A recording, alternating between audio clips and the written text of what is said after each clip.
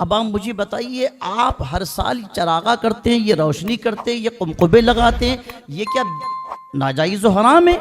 नहीं मेरे अजीज़, आप अदब मुस्तफ़ा दिल में रखो, उसके बाद सवाल करो। ये अहले सुन्नत का जिम्मेदार स्टेज है।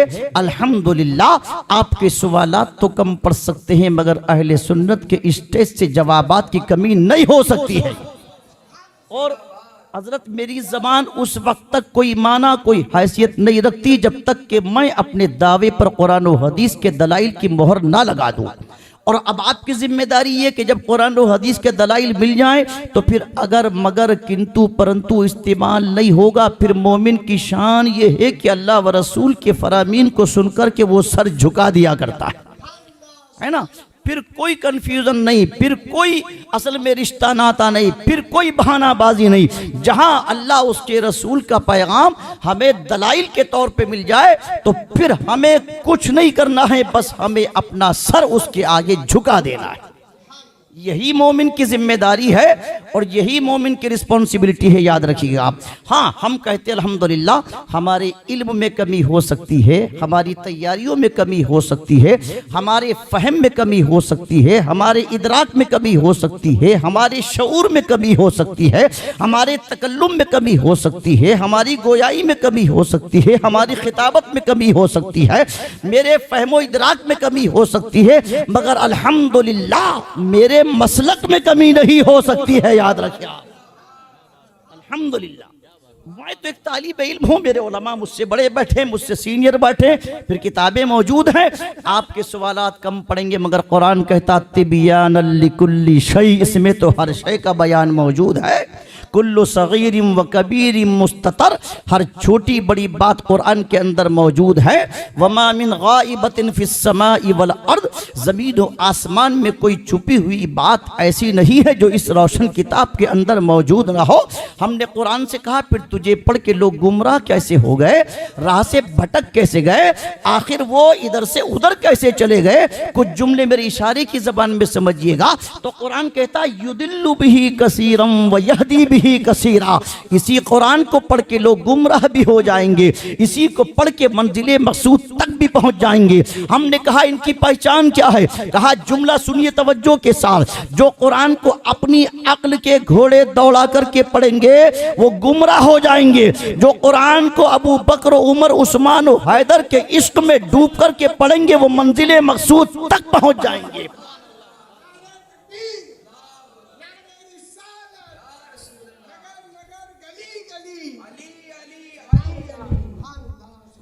और आज की परिभाषा में मैं सेंटेंस बोल दूं, इशारा समझ लीजिए, अल्लाह करे आप वहीं पहुंच जाएं जहां मैं ले जाना चाहता हूं। जिसने कुरान को अक्ल के घोड़े दौड़ा करके समझा, उसने बिस्मिल्लाह को भी शुरू से शुरू किया। समझ रहे हैं आप हजरत? जिसने अपनी अक्ल से कुरान को समझना चाहा उसने बिस्मिल्लाह को शुरू से शुरू किया। और जिसने बरेली शरीफ की छोटी सी पतली सी सौदागरान की गली में बैठकर के इश्क़ रसूल के गलबे की बुनियाद पर कुरान को अबू बकर, उमर, उस्मान और हैदर के इश्क में डूब करके समझना चाहा, उसने बिस्मिल्लाह को अल्लाह के नाम से शुरू किया। याद रखिए, इस्लाम अंधभक्त नहीं बनाता बल्कि आशिक बनाता है। अंधभक्त नहीं बनना है हमको, अंधभक्त की पेशानी आवारा होती है, उसकी जबान बेलगाम होती है, उसका दिल बेकाबू होता है। इस्लाम किसी को अंधभक्त नहीं बनाता बल्कि आशिक बनाता है। और आशिक और अंधभक्त में क्या फ़र्क होता है बता दूं मैं आपको, इंशाअल्लाह फिर मिलाद समझ में आएगा। अंधभक्त की बोली तो कहीं पर भी गुमराहियत की तरफ ले जा सकती है, मगर अल्हम्दुलिल्लाह ये अहले सुन्नत का जिम्मेदार स्टेज है। ये आदमी को अंधभक्त नहीं बल्कि आशिक बनाता है। और अंधभक्त के कलाम में और आशिक के कलाम में फ़र्क ये होता है कि आशिक जब बरेली से चल करके हरम काबा में कदम रखता है और उसकी निगाह काबतुल्लाह पर पड़ती है, जो कि काबे शरीफ को देखना भी इबादत है। 120 रहमतें हर वक्त 24 घंटे काबे पर असल में बरसती रहती हैं। 60 रहमतें वहाँ तवाफ करने वालों को मिलती हैं, 40 रहमतें वहाँ नमाज पढ़ने वालों को मिलती हैं, 20 रहमतें सिर्फ काबे को देखने वाले को मिलती है।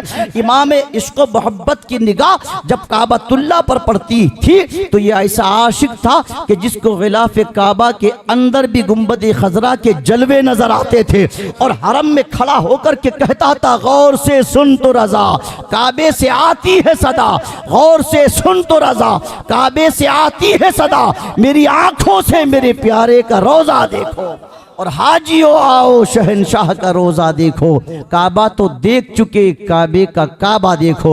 जिसने जमजम का प्याला हाथ में लिया तो इश्क की करवट जब असल में मौजे मारने लगी तो इसने खड़े होके जमजम को हाथ में लेके कहा था कि ये मत समझना कि जमजम ज़बीहुल्लाह के कदमों के मकाम से निकला है, तो बेशक ये अफजल है, इसमें कोई दो राय नहीं। इस्माइल ज़बीहुल्लाह का ये कमाल है, इसे हम दिल से तस्लीम करते हैं, सर आंखों पर रखते हैं, इसलिए इसमें कोई शक नहीं। एक माँ तड़पी थी सफा मरवा के दरमियान, एक बरेली के आशिक ने कहा था अगर बच्चा तड़पता है तो माँ का दम निकलता है, मगर जब माँ तड़पती है तो फिर जमजम निकलता है।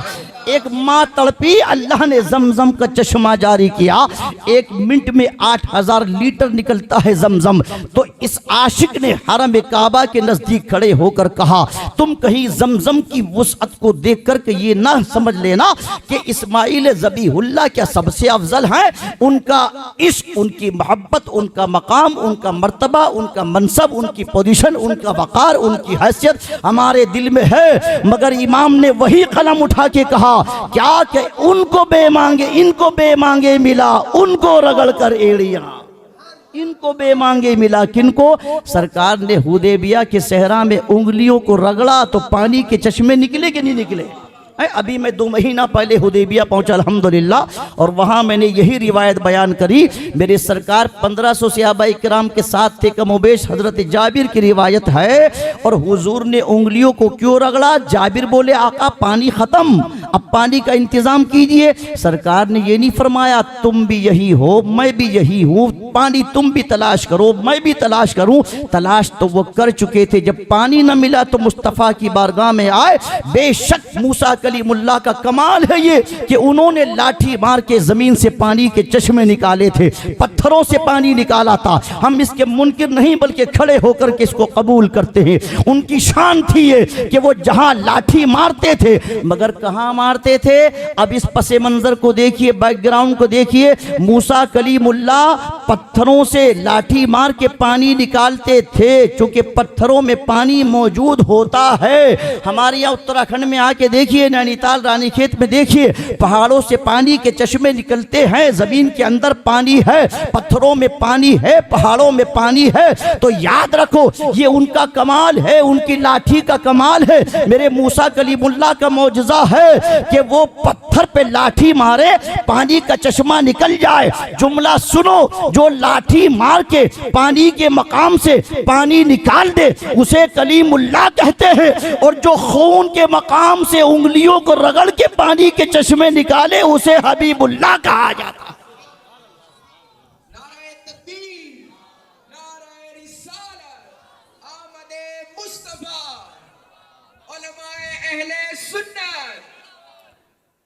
तो क्या कहा? इस्माइल ज़बीहुल्लाह के कदमों से जमजम नहीं निकला बल्कि कदमों की जगह से निकला है ना, कदमों के मकाम से निकला। और इस पानी का कनेक्शन चूंकि जन्नत से है, जिस नीयत से पियोगे वही काम करेगा। आला हजरत के भाई ने कहा था उस्ताद ज़मन ने, ये जमजम इसलिए है जिसलिए इसको पिए कोई, ये जमजम इसलिए है जिसलिए इसको पिए कोई। इसी जमजम में जन्नत है, इसी जमजम में कौसर है। ये बताइए सबसे अफजल पानी कौन सा है? जमजम। सबसे अफजल पानी कौन सा है? अल्लाह आपकी नॉलेज को सलामत रखे। मगर एक पानी और है जो इससे भी अफजल है, एक पानी और है उलमा तशरीफ फरमा जो इससे भी अफजल। कौन सा? वो पानी जो हुदैबिया में मुस्तफ़ा की उंगलियों की घाइयों से निकला, वो जमजम से भी अफजल है। जमजम तो चूंकि कंटिन्यूस लगातार निकल रहा है इसीलिए दुनिया पी रही है। मगर हजरत जाबिर का स्टेटमेंट पढ़ेंगे तो पता चलेगा। जाबिर कहते वहां तो 1-1.5 लीटर पानी था, छोटा सा बर्तन था मिट्टी का, उसी में वुजू किया था मुस्तफ़ा ने, चंद कतरे बचे हुए थे, वहां उंगलियों को रगड़ा तो चश्मा निकला, बर्तन लबालब हो गया। कहा जाबिर जाओ सबको पिला दो। 1500 ने पिया, जानवरों ने पिया, भर के रास्ते के लिए रखा। अब जुमला सुनो, मुस्तफ़ा ने पूछा जाबिर बताओ क्या पानी तुम सब के लिए काफी हो गया? कहते अल्लाह की इज्जत की कसम हम तो सिर्फ 1500 थे, अगर 1 लाख भी होते तो पानी सब के लिए काफी हो जाता। अब ये रिवायत इस इमाम में इसको मोहब्बत ने बरेली में पढ़ी तो पुकार उठे जिसकी 2 बूंद हैं कौसरो सलसबील, जिसकी 2 बूंद हैं कौसरो सलसबील, है वो रहमत का दरिया हमारा नबी, सबसे औला व आला हमारा नबी, सबसे बाला व आला हमारा नबी। सारे अच्छों में अच्छा समझिए जिसे, है उस अच्छे से अच्छा हमारा नबी। सारे ऊंचों में ऊंचा समझिए जिसे, है उस ऊंचे से ऊंचा हमारा नबी। और फिर कहते हैं मेरे इमाम कौन देता है देने को मुंह चाहिए, कौन देता है देने को मुंह चाहिए, देने वाला है सच्चा हमारा नबी।